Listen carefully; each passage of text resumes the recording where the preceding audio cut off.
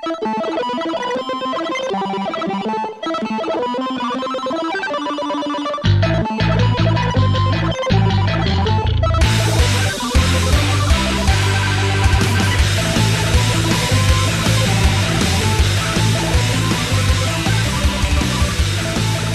and welcome to another episode of Rollin' 20s. We are the show that has heard the internet complaints that Robbie Reyes is not the real Ghost Rider.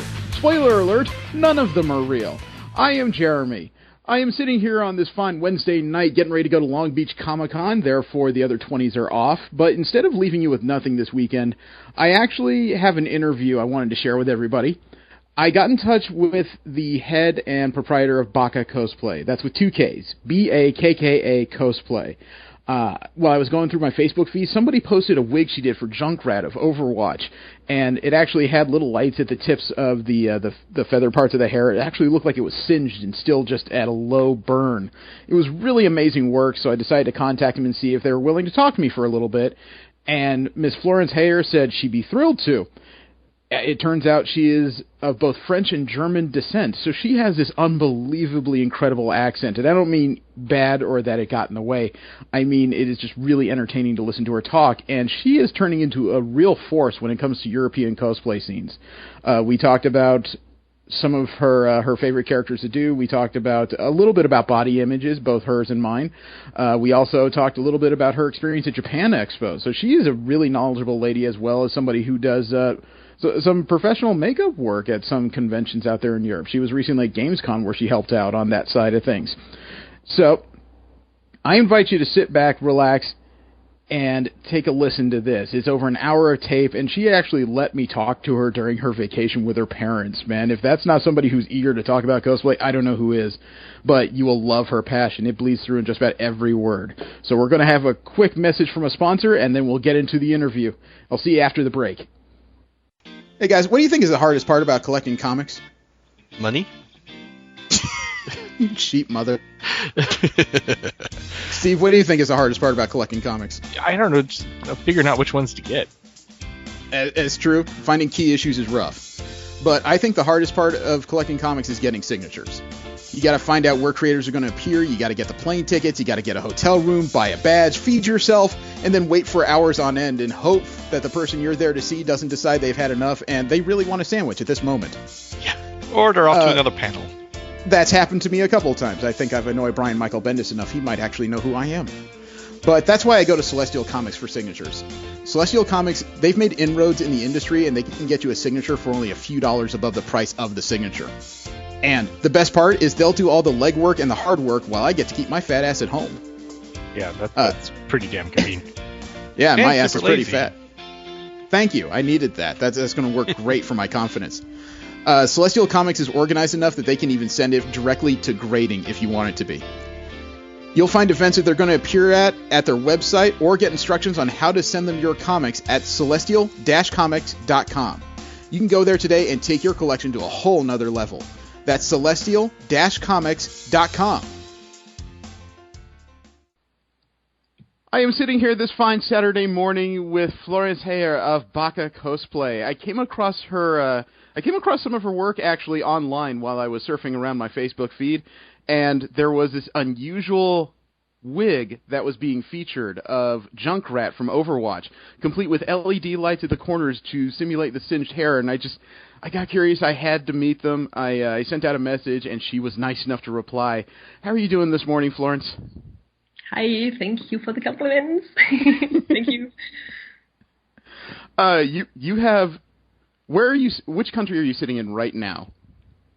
Right now I'm in south of France, but because I'm visiting my family. Actually, normally I'm working and living in Cologne, Germany. It was so when you described yourself as both French and German, I had an image, and I'm glad to say that the image I had was fairly close. But what is it like growing up with a mixed heritage? It's quite useful, actually, because you have a French Romanic piece inside of me, and the other side is more German, northern, let's say that. So I grew up with French and German, And my father taught me English, so this is so useful. Like, for example, at Gamescom, I understood, like, everyone, and I could be friends with everyone, and others were like, okay, I went translating, and I was also working at Gamescom, besides being a cosplayer half of the time, depending when. And I could reinvent other languages, like Spanish and Italian, because it's the same root. It's difficult, but it's possible. Mm-hmm. And yeah, of course, the culture. Someone asked me, because everyone does, are you thinking in German or in French? It depends what I spoke 5 minutes ago. But I think my heart is French and my brain is German. Okay. Like, the heart is like more enthusiast and emotions and respecting people and not respecting is more, it's more the head. The head is more German. Like respecting the rules for me is respecting the other. Where the functure of the other begins, there my functure stops. You know, when I'm annoying you, I'm infringing your functure. You know, this is German for me. But this l'art de vivre is very French in me. So in Cologne you have both. It's awesome. I love the city so much, and all the conventions are there. And it's both, actually. This respect and this broness, that you get in south of France normally. Right. Yeah. Okay. Describe the geek culture to me in Cologne. Oh, geek culture. Cologne is quite... It's not hip. I don't have the feeling. I'm there just for 4 or 5 days. Is it a retro and quiet town in general, or? It is a quiet town. You have, that you have carnival the whole year? Seriously? Yeah, it's awesome. Oh. Actually, we have this carnival begins the 11th of November. 11th of November. 11. Wow. 11. So we have a big party this day where the whole city gathers. So it's so full that it finishes around, it depends with religion facts, like Easter stuff, I don't know, but it finishes in February. So you have quite a time, and then the professionals prepare for that, for the season, and they're beginning to have a summer carnival, and Cologne of its... The atmosphere is always like in carnival, but less drunk, of course. There's no center so much as in Cologne. So for me, it's very nice because you always have jobs to do and makeups. You get up at 6 o'clock because they're beginning to work at 8, and then they go to the party together. And sometimes it's so much to do. It's awesome, yeah. You can't imagine. Wow. You have to see it. It's awful when it's in the screen. My father was working there when he was young. He was young, and it's awful.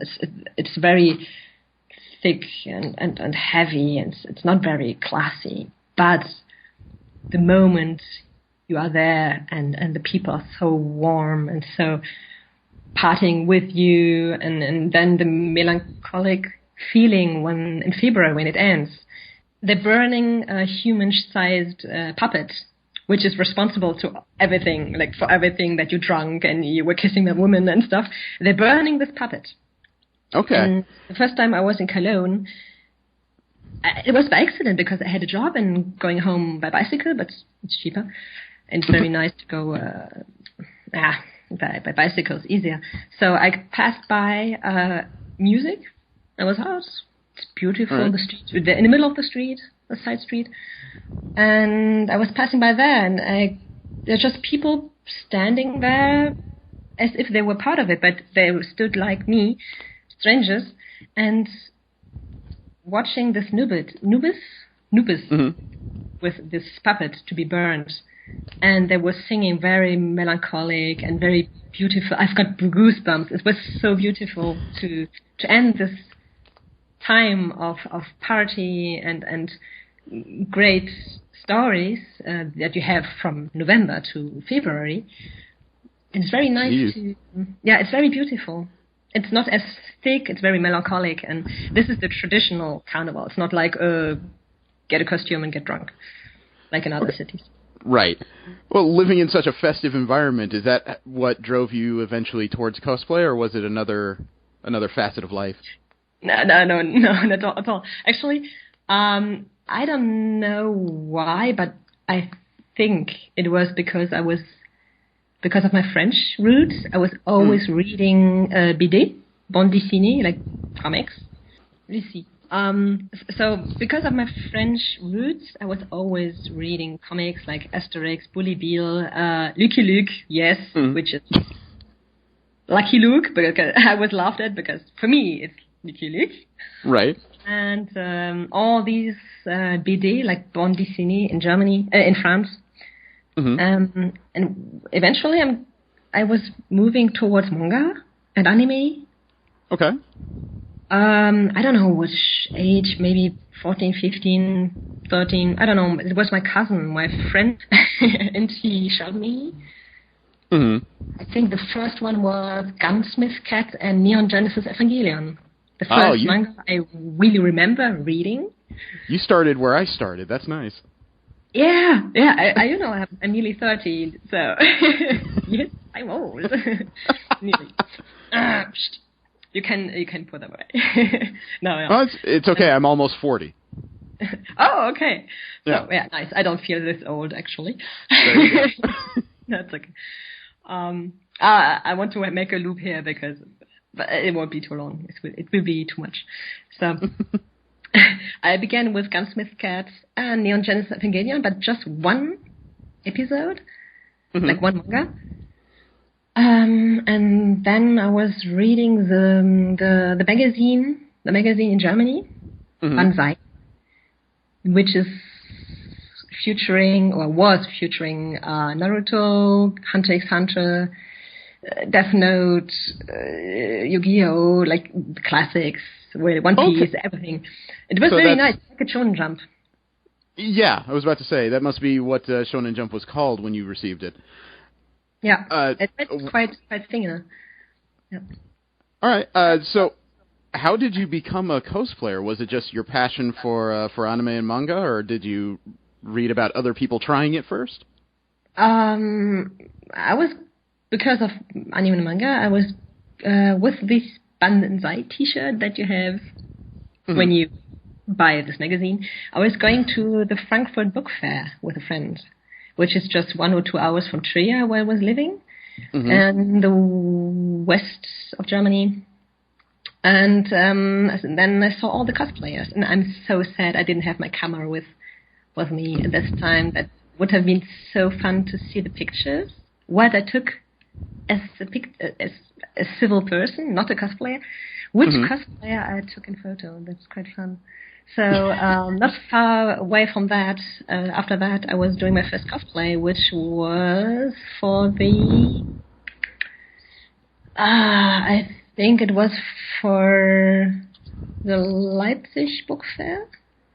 Okay. If I recall, it was Edward Eric from Fullmetal Alchemist. Oh. Yeah, but I was too tall for the real Eric. You know, I already have the perception of myself being too tall. So, do you remember in the comic there is one scene where the tiny Chinese mayor imagines Edward Eric as a prince? Yes. Exactly. So he's tall, long hair, blonde. I was like, oh, that's me. Let's do that. So, and the second one, yes, was Ethics no Jutsu or Doke no Jutsu of Naruto. Oh my god, it was a friend, make it for me entirely. But I don't remember if I did Naruto or Edward Eric first. Really, it's all mixed up. Okay. Well, that begs the question: how tall are you, may I ask? I don't care. Maybe 1,70. Mama, wie groß bin ich? Ja, 73? Mehr, weniger?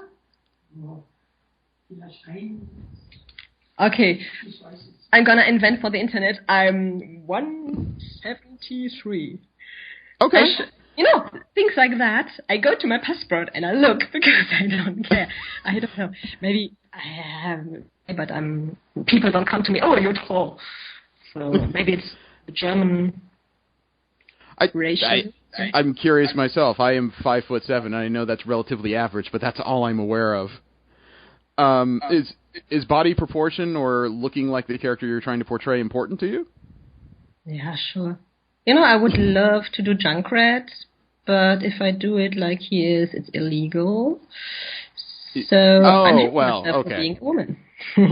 But I'm trying, of course, because it's the own satisfaction. You can't go, if you want to have it perfect, of course, you can't go against your physics entirely. You have to work hard to do so. Like, for example, if you're doing a draft, you have to work a lot to achieve this proportions with constructing.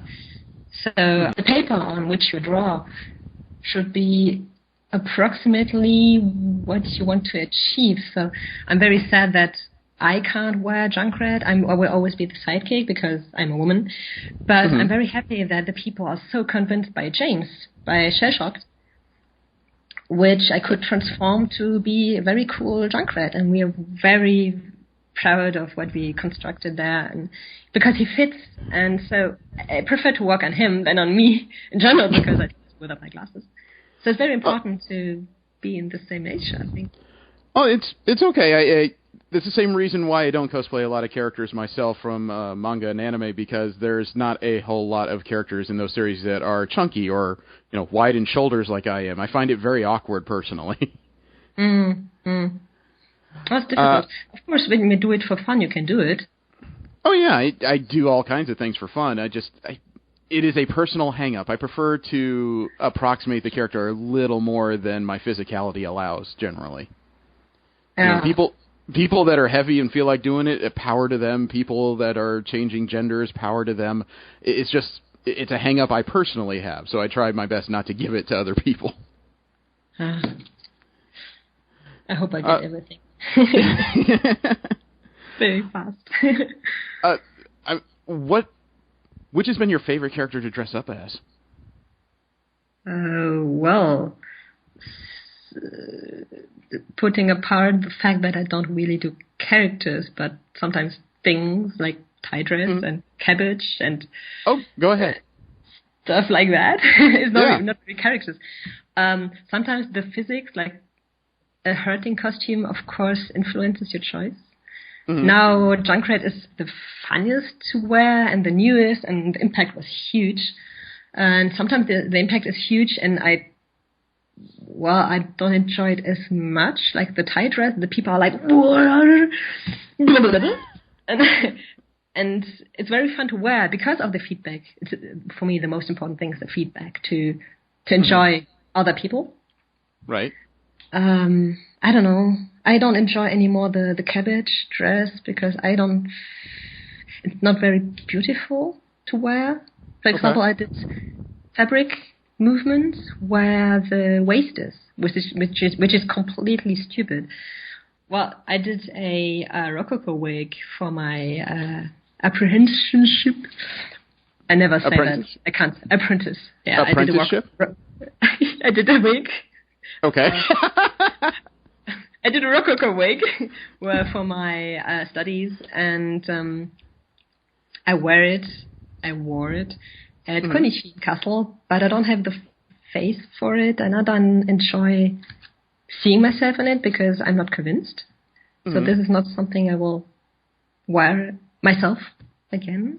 Okay. I love Martel, because she's a very cool character, but the impact is not huge. The people say, well, it's a cool costume, but it won't be, it's a cool costume. It's just a working costume. Popeye. Huh? You did Popeye? I did Popeye. Wow. That it was so last minute. That's just so. I have no idea where my ideas come from. It's like brain fuck. So the arms I just constructed. Popeye. So what the fuck? I had a wooden stick on which I had a glove, in which I put plaster. And then I constructed more and more plaster on this wooden stick to have the underarm. And then I painted lactex on it both sides, like 2 times, to have both arms, because there wasn't really direction, because it's just for fun. Then mixing the latex with blue paint and doing the tattoo, and the same with the negative mold. I put the latex in the negative mold for his ball face, and I had a Popeye. It was very fun to wear, and the people didn't come to me because they were scared. But I got the most feedback about my ass being Popeye, because he has an ass. So yeah, Popeye was very fun to wear. I opened a window with costume. Yeah, Genie was very nice to wear, but a pain in the ass to apply because it's a body paint. Well, Genie, so you mean like Aladdin Genie? Yeah, Aladdin Genie. I was doing a gender band which was inspired copied by Sakimi-chan, a very famous fan art drawer. And I like this warmth of Genie in this picture. She's very chaleureux, very gay. Gay is the old word for joy. Right. Gay? It's okay. Okay.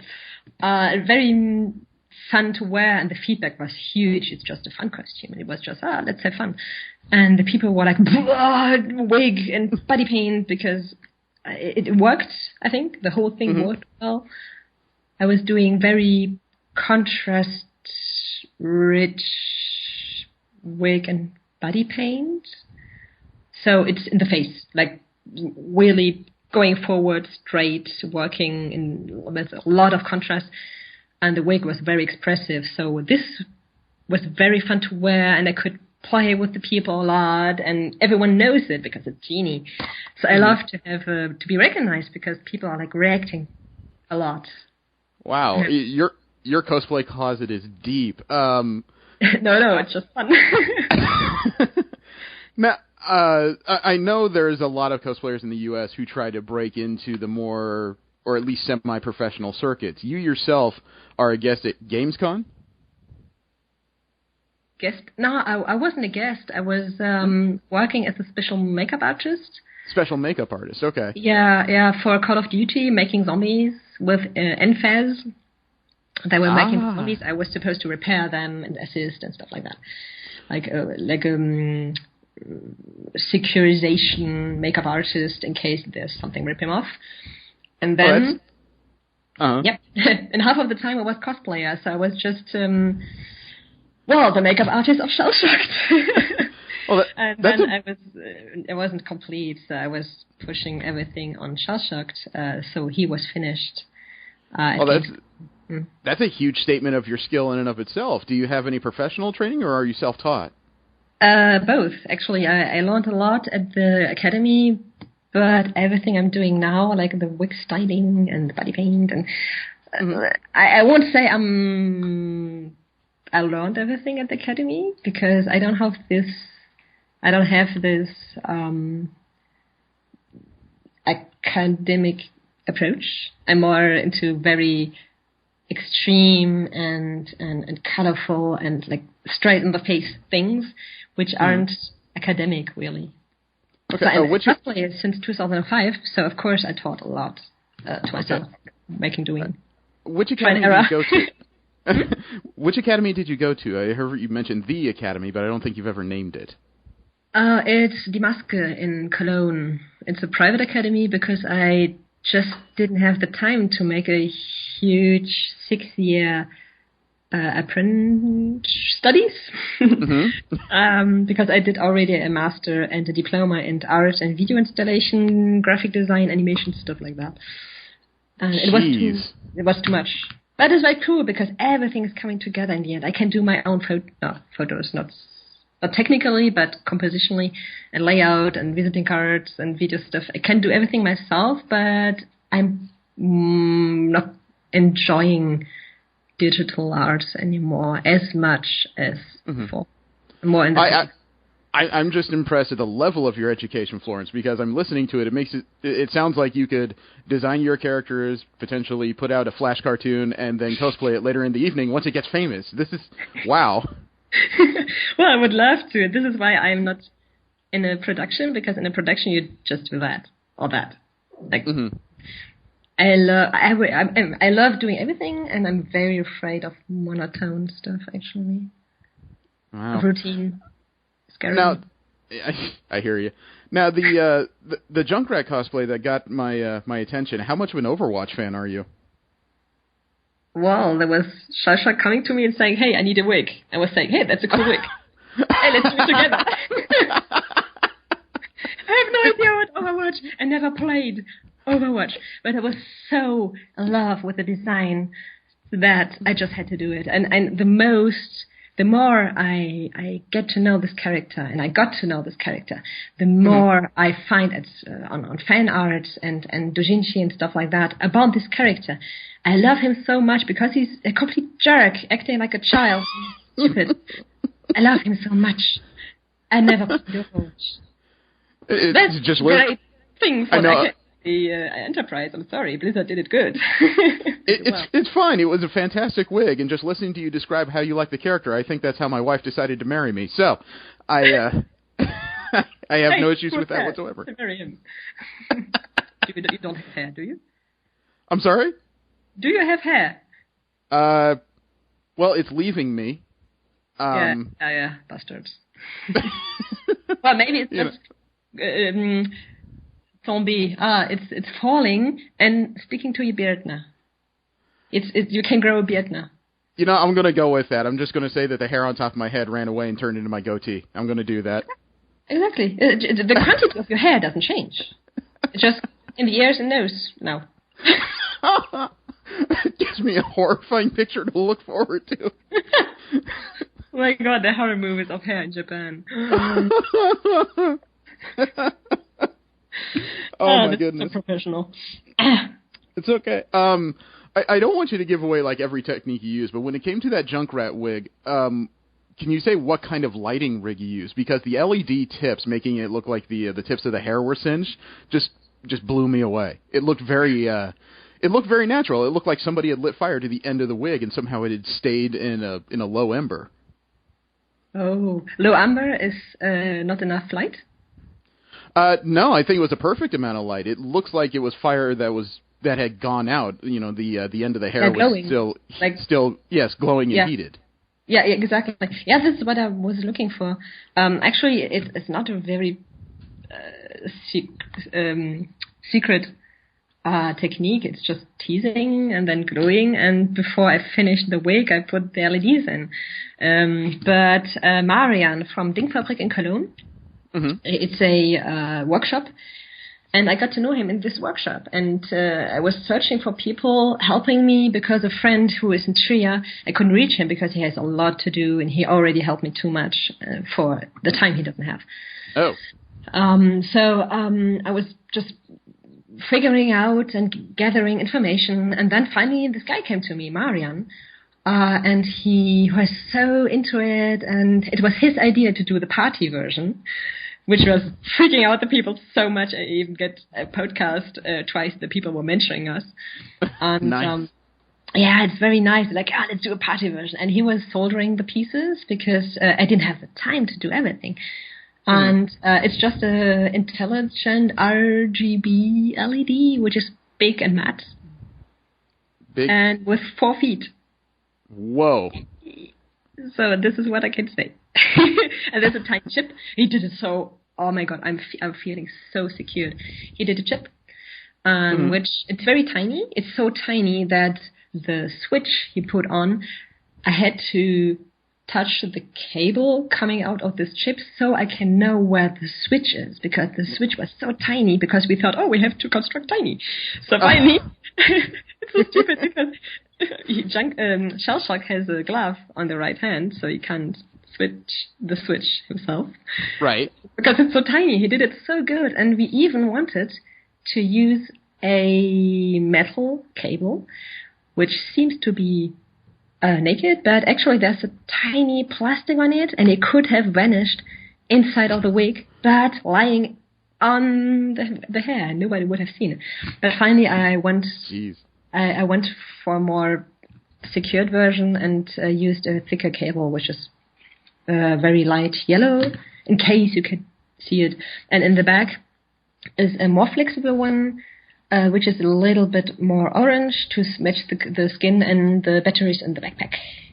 Sneaky. Man, that's impressive.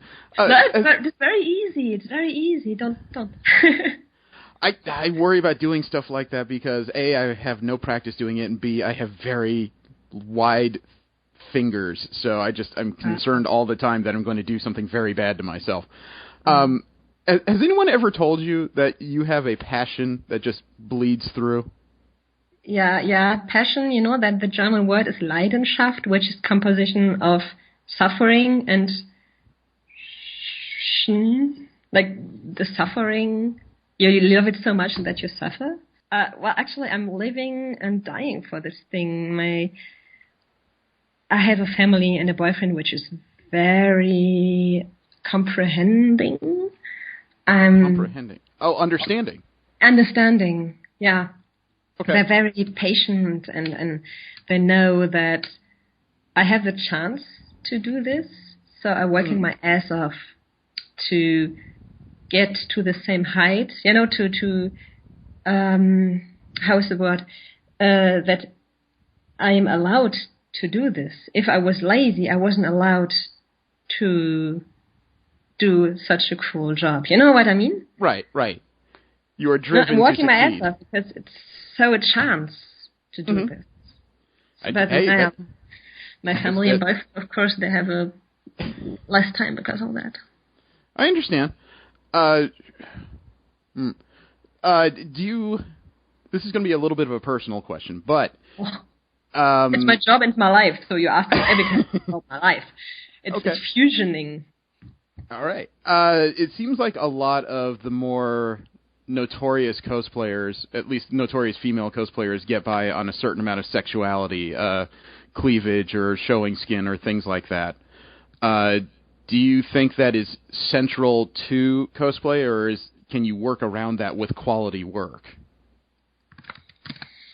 Well, Junkrat. I just have my belly open. No, actually, I can understand that when you have a nice body as a woman or as a boy, as a man, why not showing it? Because you feel great in your skin, so go ahead and show it.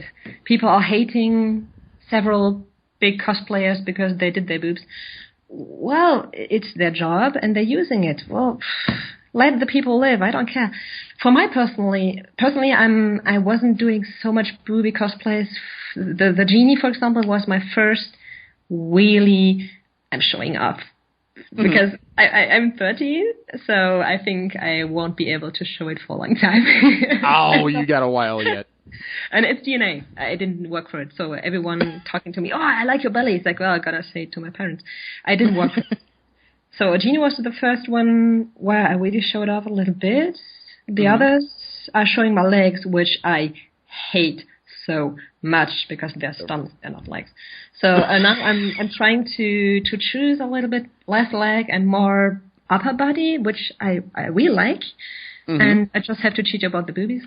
And the Junkrat, I feel very comfortable. I could be naked in the top. I don't care. As long as my hips and my legs are not showing. Well, I did body painting, so I really don't feel comfortable with the legs, but I don't care about the top. That is illegal at the same time.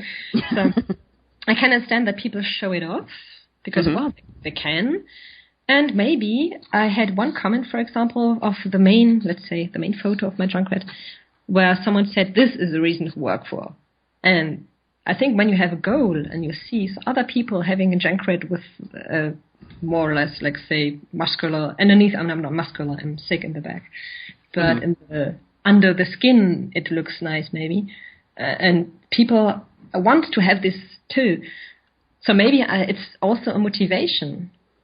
But at the Junkrat, I will reduce a little bit the boobies because he's just a stick. So I'm for the Konichi in the summer. I will reduce the push-up, I think. Yeah. I spent a while looking at you dressed up as Junkrat. I thought it was really incredible. I thought you really captured the spirit of the character and the what's the right word? The jerkiness. I was going to say energetic menace. Menace? Yes. That slight amount of menace he has as the insane person who just the modified everything. Yeah. Yes. So I was really impressed that you both looked like it and embodied it, regardless of the fact that the character is not a woman. Yeah. I didn't want to sexualize it. It's like a shell shock saying you want to have a, what was he saying? Not a female version, but not a feminine version. Just switch it around because I don't have the choice. I can't do the original one, but I want to be part of it. So I was just doing exactly the same Junkrat, but with another way, because I can't do a skin top. It would be very strange to see a girl without hair. So I didn't do the skin top for me because of time also. And with the boobies. These are the two differences only. And I didn't want. I wanted to stick to the original as much as possible.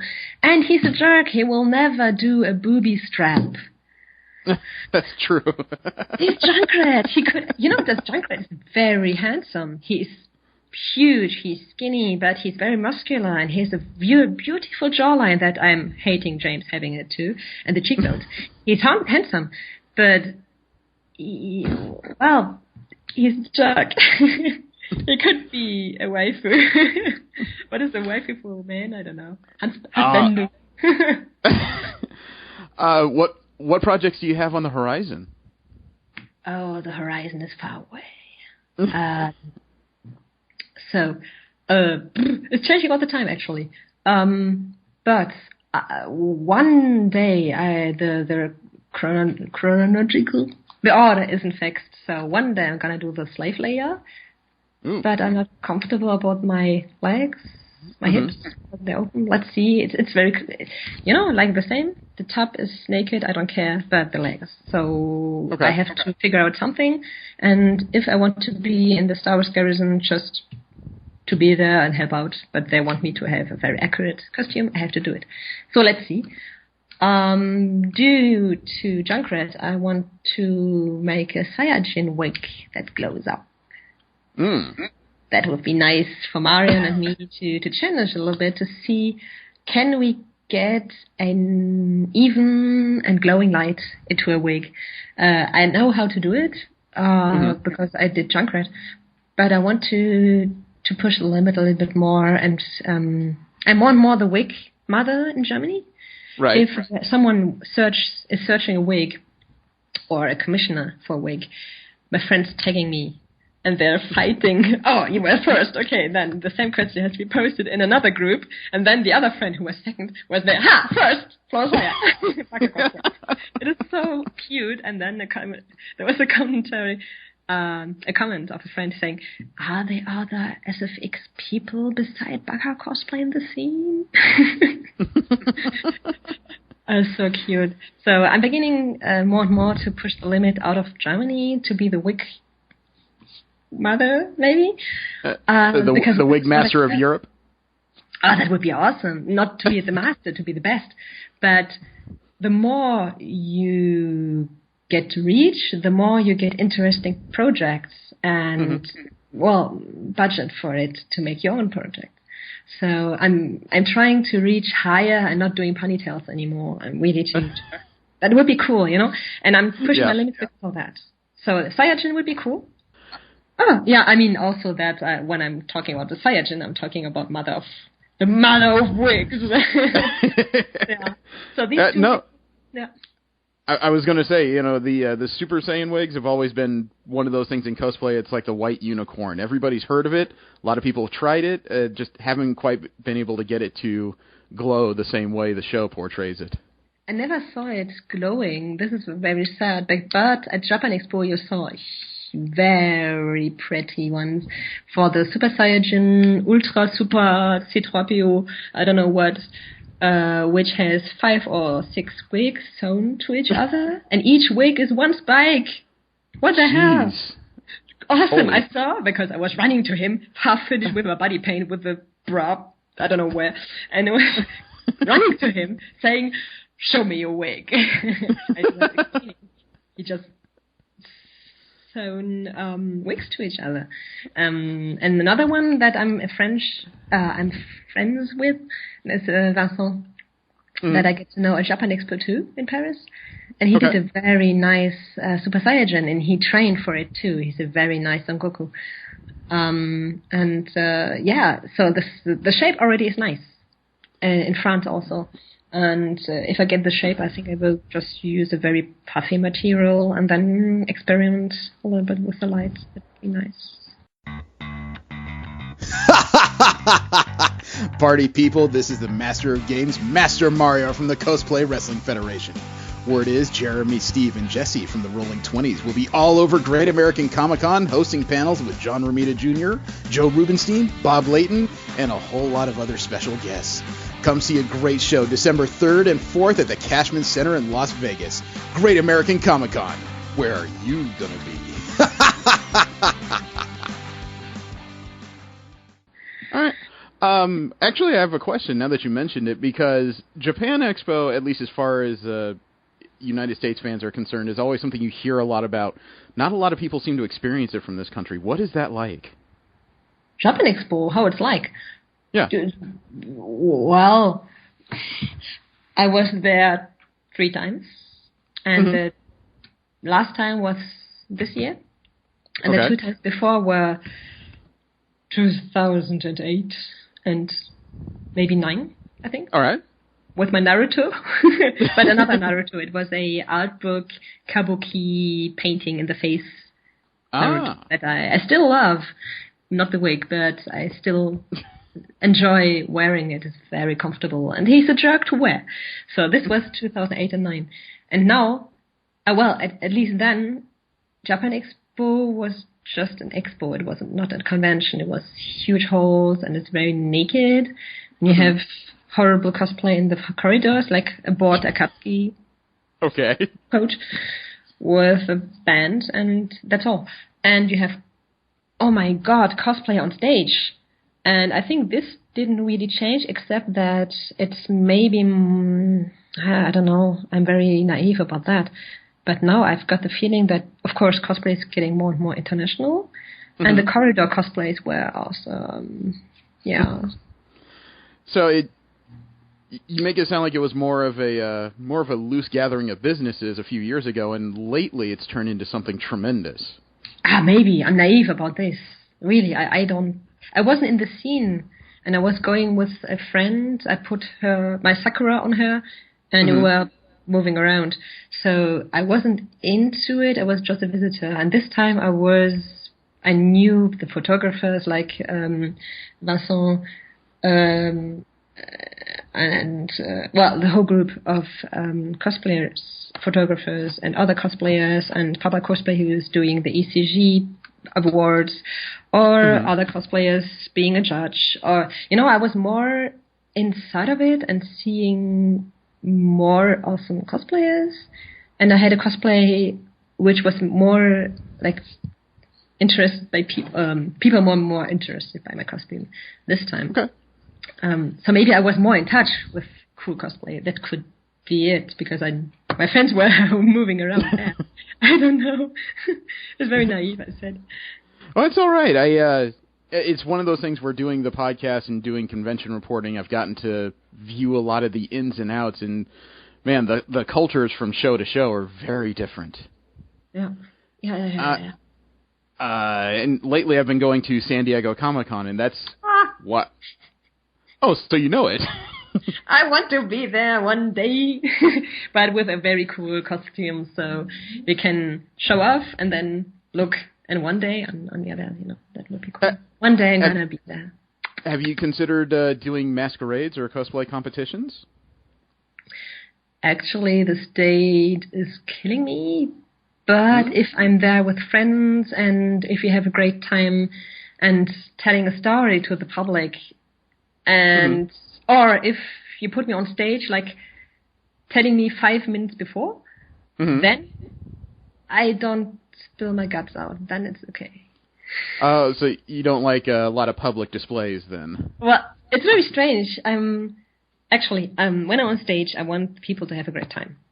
I don't want them to think, oh, well, I could have bought fries at the same time. I don't know. Something. I want them to have a great time.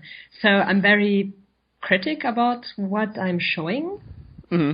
So I want them to really say, oh, that was cool. So if you push me on stage, now I'm not thinking it's okay.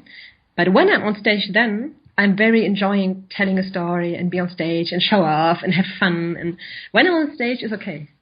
Like, for example, I was a judge for a costume contest at Rincon in Bonn, also near of Cologne. Mm-hmm.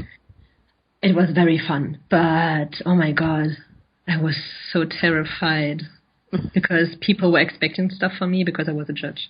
I was doing a huge mistake going in front and far too, like 5 seconds too fast, no? Okay. Yeah, but when I'm on stage, I'm having a lot of fun. Yeah. All right. Yeah. I don't know. It's horrible. Are there any cosplayers you'd like to meet? Well, I've met Kamui, Laura, Bakka Cosplay. Well, I'm meeting the cosplayers I'm meeting. I met Jessica for an evening. We were at the bar with people. It was very, very fun.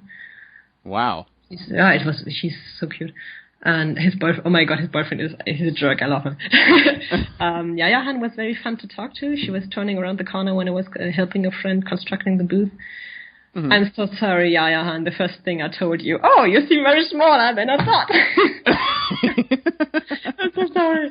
Because she's doing awesome costume and you don't see it. So the woman's strength is to show off what you can and to hide what is not so great. So she did it great for cosplay, but she was there in civil. So I'm sorry.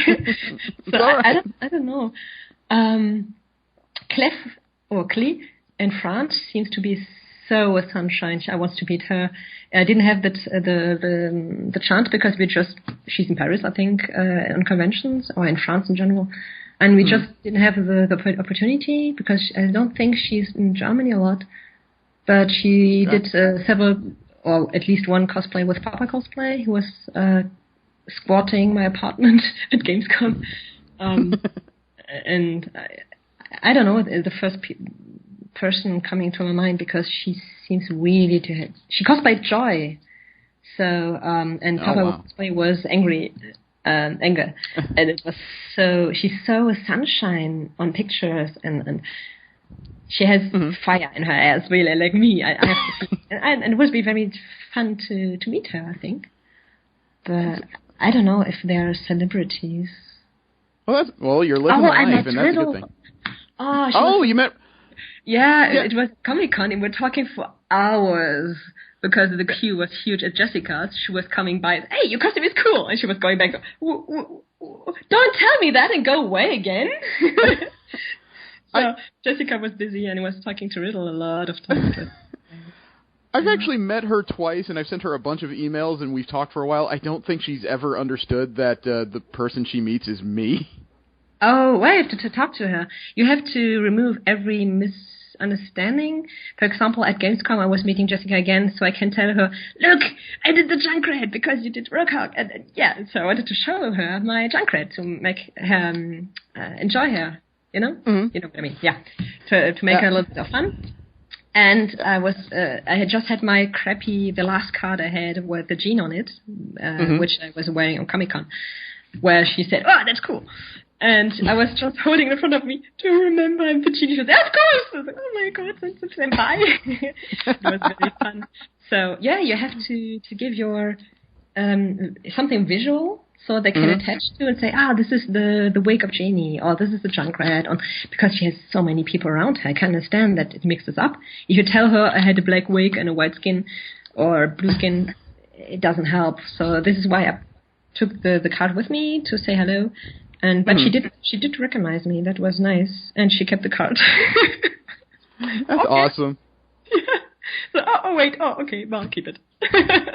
All right. Well, I mean, you talked about the people you have met, so there's a few people you still want to meet. Then. I don't know. Well, it was Clef or Clay in Paris, but DEF CON they're so great cosplayers that it's a shame to forget them, and I worked for them twice now. professionally. Well, I'm not asking you to pick and choose who's the best. There's always somebody that everyone is curious to meet at some point. You know, more cosplay was the best Star Wars cosplayer living. Sawas? Did I pronounce that correctly?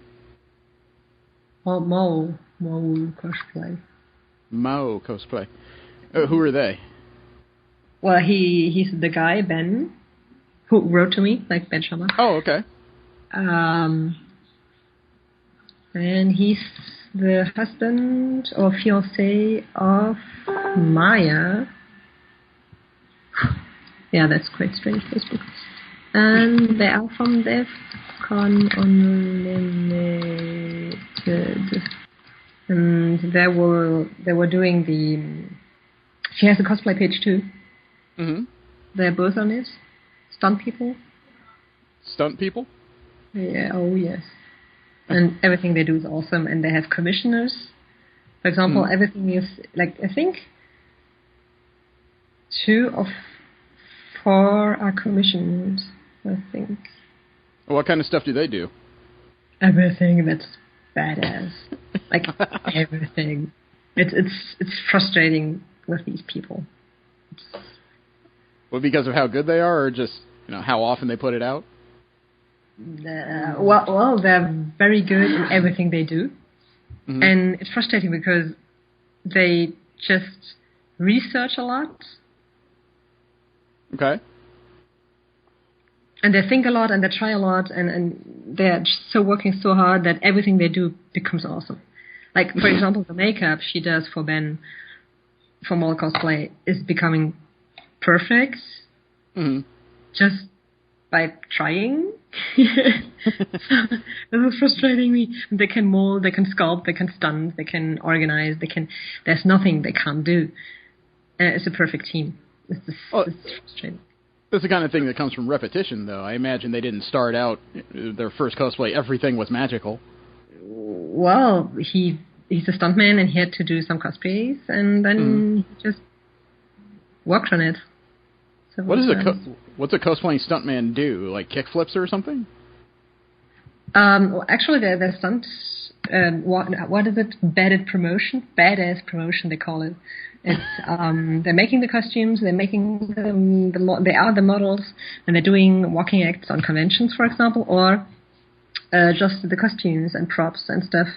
And they ask me to do a wig for them, or for example, they ask me to be the special makeup artist for Call of Duty. Oh. So they're asked by huge enterprises. So, like look at the page. It's everything they do is perfect. Even the party for opening their space was perfect. It's just everything. It's frustrating. How many professional gigs do you do in a year? Gigs? Yeah, jobs. Wigs? Gigs, as in GIG, like jobs. How many professional jobs do you do in a year? Well, jobs. I hear jobs for wigs, for example.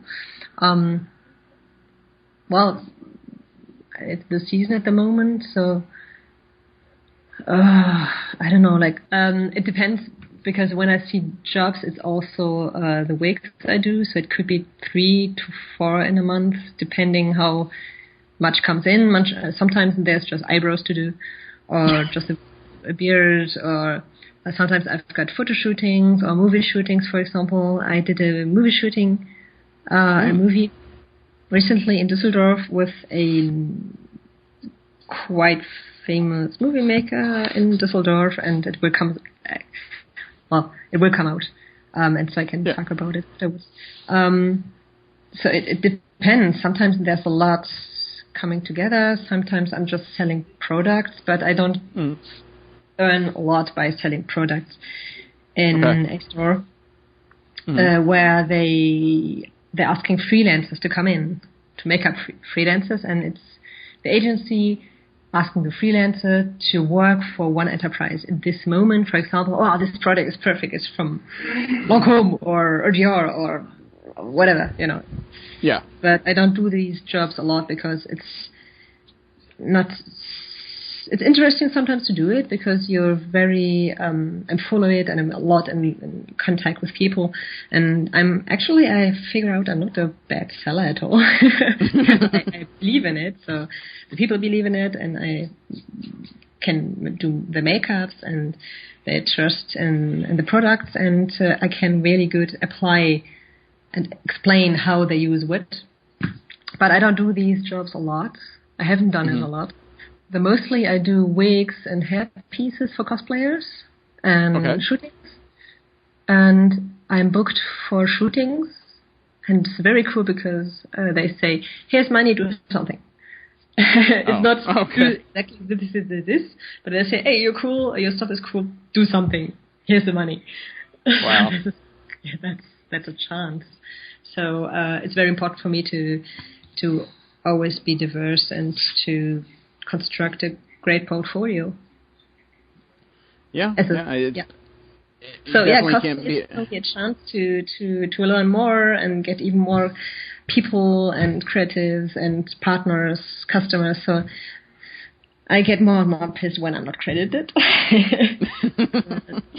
course, because it's not only my passion and I'm bleeding for it, so at least a name would be nice because it's just 1 second. But on the other side, it's also a job. It's survival. Yeah. If it's just hobby, I would say, well, it's not cool, but it's okay. But it's survival. I understand. Oh, you have a professional page? Well, I have got a cosplay page and a professional page. Whoa, dog! Nice timing. Yeah, we have 2 big dogs. One is a Carpig and one is a Stasi. I haven't actually shut off the recorder yet, so why don't you go ahead and tell us about your professional page? Well, it's very difficult to separate both because it's fusioning more and more with my life. Oh, really? So it's as if I had twice cosplay, but I don't work on myself as... I don't enjoy working on myself as much as I prefer working on others. Okay. Because I can't see 100% without my glasses, and you can't turn around in front of your, let's say, sculpture. Like James, I enjoyed working on him because it was my job and my passion, working on someone and transforming him. So this was more special makeup, and when I'm a cosplay, it's just for fun, but it can't be as pro because cosplay, that cosplay is very... how do we say that? It's very cruel because first you can't choose your model because, well, it's yourself. Right. And you can't work on yourself. For example, Genie, I had to ask a friend who never had a brush in his hand to make the body paint on my bag. For me, it's so frustrating because I can't reach with my hand. Physical, not possible. So I have both pages. I have the professional one as a special makeup artist. It's Florence Heyer FX. And I have the cosplay page, Bakka Cosplay, which is more for fun. But I'm making the wigs as a cosplayer, from cosplayer to cosplayer, from fan to fan.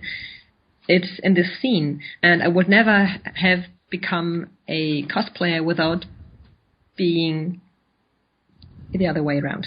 I would never have been a special makeup artist. Do you want me to do it again? It's okay. You're doing fine. It's okay. I would never have been a special makeup artist without being a cosplayer first. Because this is where I understood after a moment, for I don't know, 10 years after that, I realized, oh my God, this is a job. Why don't do that as a job?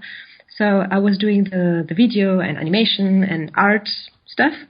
Finished my master, but several months before my master, I realized that I'm so much more into the physics and the 3D and the touching and the MacGyvering and the statics, having the hands full of paint, then doing the blah, blah art and digital and 2D. And I was doing the art in France, and in France they do blah, blah so much. I was sick of it. I want to do the American and the German art, which is more applied. Okay. More physical and more thinking with the guts. I'm thinking so much with the guts when you give me something in my hand.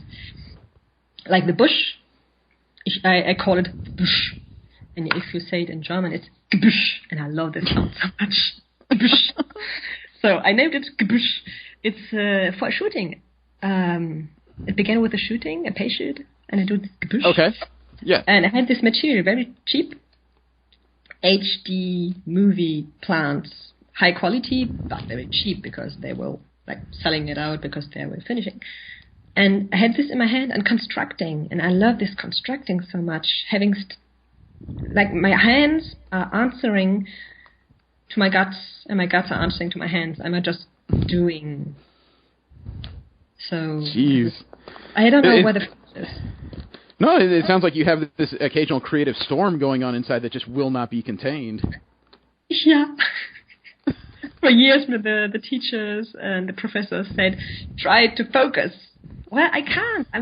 I'm spitting out everything I have, and just give me something in my hand so I can shape it. Your professional page, what is it? Is it a Facebook page? Is it a yeah. it is a Facebook. I've got everything in double because the audience is different. Now, photographers are more on Florence Heyer FX, and cosplayers are more on Bakka Cosplay. With James, I was working as a special makeup artist during the day, and then going back and forth all the time to the Blizzard backstage, making his makeup, saying, okay, the zombies are going out now. I have to go and check if they're okay. 10 minutes after, or half an hour after that, going back to Blizzard backstage, making his body paint. Go back, go first, glue his wig, go back, go first. Did you fix yourself? No, I was scared. It was so and when I told him to fix, he did. He was full of the wig. So I was enjoying it working for him as a makeup artist. I had my shirt. This is why I was talking about the Blizzard job at the same time as Call of Duty, which I was so glad was in the same hall. And I had my blouse of job with Florence Heyer FX in the back. Okay. And the second half of the day, I was coming back, but with makeup and with wig on, putting my bombs on and my tire, and the tire that Shellshock constructed. So it's very difficult for me to separate Florence Heyer FX and Bakka Cosplay. It's the same, except that I'm working on others. This is the only difference, the audience, and working not on myself. And then that is not the frontier. You know what? You've impressed me plenty with your professionalism, your energy, and you are probably the only woman I've ever met who would be working on a wig and zombie simultaneously. Of course I'm doing zombies. What the hell? You know that I hate zombies? And I was really not sleeping good when I was watching the first episode of Walking Dead. I have mannequins in my room. And I was not waking up like horrified, but I was waking up, looking at my mannequin. Oh, this is not a zombie. He was just standing there like, annoyed, he was bored, standing next to my bed. Oh, it's a zombie. Okay, then I can go back to sleep. So this is my first Walking Dead experience for the first week. And I hate gore. I hate splatter. I hate this without a reason splatter, because this is my injustice feeling. I hate this so much. The people like Tarantino. Sorry, I hate Tarantino. I can't watch Tarantino because the deaths are like this. I don't like that. I know. No. I'm sorry. Yeah, it's culture and cold. Yeah, you're free to have an opinion. Nobody can stop you from having an opinion. No, it's good. It's it's awesome cinema, but I can't enjoy this. You're not into the era of hyper-violence, yeah. Yeah, people say, well, they're in the scene of criminals. This is why they died. No, at Death Proof, for example, they don't die because they're criminals. So, yeah, this is just my opinion about gore and splatter. But I enjoy doing zombies because imagine there's a zombie standing there with sunglasses and umbrella. Best thing in the earth. So, yeah, I'm having a lot of fun doing in the face thing. I don't like visagists beauty, tiny brush. Wow. Yeah. All right. Oh, this has been a lot of fun, but I think I've taken up enough of your time. It sounds like you're doing. Occasion. It sounds like you're doing commissions. If people are interested, where can they reach you at? Wow, Bakka Cosplay with 2K. Okay. It's a very long story, this name. We still got time if you want to tell it. Well, I have the whole day. I've got vacation. I finished my commissions. It's okay. Well, oh my God. You know, there are so gorgeous names in cosplay scene now. Mm-hmm. And they thought about a name and, this is Fenvares or Vulcanor. Well, I don't know, I'm inventing. Great names. And I was like, 2007, I was like, 5. I was like, I'm a little bit stupid. So Bakka. And with 1K. And, everyone is calling himself Chan in the end. So I just Germanize it and write it with Chan, T-S-C-H-A-N. Okay. Very Germanized. And when I was coming to Facebook, I was just going there because I had international friends. And then after a moment, I was thinking, I should get a page. And then I had the problem that Chan is the thing that people remembers on Animex, which is a German site, which is very nice for archiving your cosplays. It's very archiving. Nice, community thing. It's very nice, but nobody uses it anymore because it's not Facebook. So I was going on Facebook. But then I was thinking, okay, Chan is very German. I don't know if people remember it. It's very complicated to describe. So I was just putting a second K in the name and put cosplay in the end. And now it's a very ugly name. And you can't tag me because there's so many Bakka on this planet. I think it's memorable. 2Ks make it easy to find. Well, it's a very shorter name, but when we try to tag, I can't even tag myself because there are things coming. There's one page whose name just in capitals, Bakka. I don't know what it is. So this is quite a problem that I can't even tag myself. But, I can change it, and now I'm, Sakura Floor, for example, when she did a tiny live video, and she and her boyfriend were talking about the cosplayers they met, and they were talking to her, and then, Bakka! Yes! Awesome! And I think the game is quite easy to turn. It's true. It's true. All right, so can they just find you on Facebook? Do you have an email they can reach you at? Well, bakka@gmx.net. Bakka.cosplay. Bakka.cosplay@gmx.net is just an email I got. Or else I'm recently, for some months only now, on Instagram, which I love, and Twitter, which I hate. Yeah, seriously. You're commenting on something, and the comment is running around in the universe on the other side of the world while you have your post in front of you, and I have no idea where the comments go, and answers and replies, and it's horrible. I don't mind sharing thoughts with people. What I mind is when people just use Twitter as a way to mask themselves as they drop obscenities or bad insults or threats. That's my problem with it. Oh, well, I don't like Twitter because I don't know what positive points you have in comparison to Facebook. Maybe the filters, but if I want to express myself, let me express myself. If I want to take a picture, if I want a comment with a picture, I love Facebook that you can just comment with a meme, which is very nice. So I'm a lot of Facebook because all my commissions come in professional and cosplay come in at Facebook. And Instagram is so nice, and I'm posting now from Instagram via Instagram a lot. Okay. And it goes to Twitter, but the Twitter is really just because people have Twitter and they can still get my name into a list and then click on it and maybe show and look right and left. But I can't get warm with Twitter, actually. All right. Well, Florence Heyer, it's been a lot of fun meeting you, and thank you for taking the time to speak with me. Thank you for asking me. It was very nice. Thank you. Thank you. All right, welcome back. I told you, her passion just comes through completely. She's an amazing person, and I would love to talk to her at some point. And I can't believe she got jealous of me when I told her I go to San Diego Comic-Con. I assumed she was seeing much more wild stuff where she was, man. Because, after all, she gets to interact with other countries much more freely than you do in this one. Next week, we should be back into a regular rotation. I believe so, anyway, if we have the time.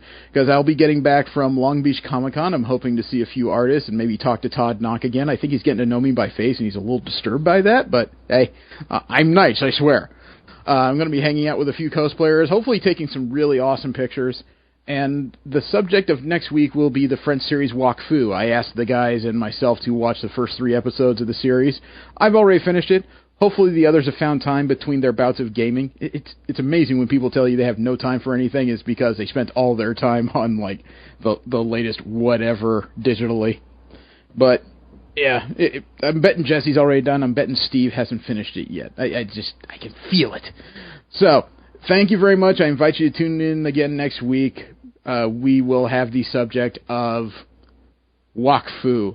Thank you very much. Have a great one. I am Jeremy. Don't jerk and drive. Take care, everybody.